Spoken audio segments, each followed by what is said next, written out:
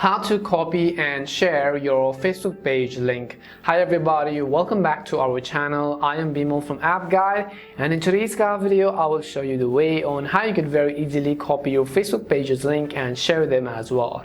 But before we get started, if you are new to our channel, make sure to leave a like and hit that subscribe button, and without any further ado, let's get started with today's video.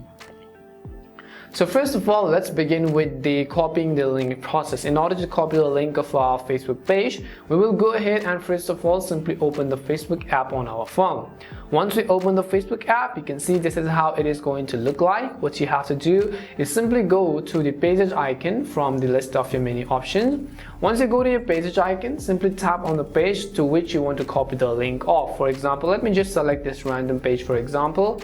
What you have to do is you have to scroll down all the way to the right hand side, and you'll find this option which says more in the three dots. Simply tap on the more button.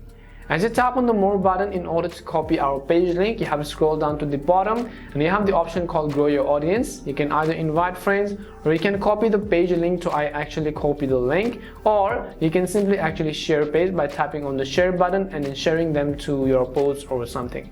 But in order to copy the link, the basic process is to actually tap on copy page link.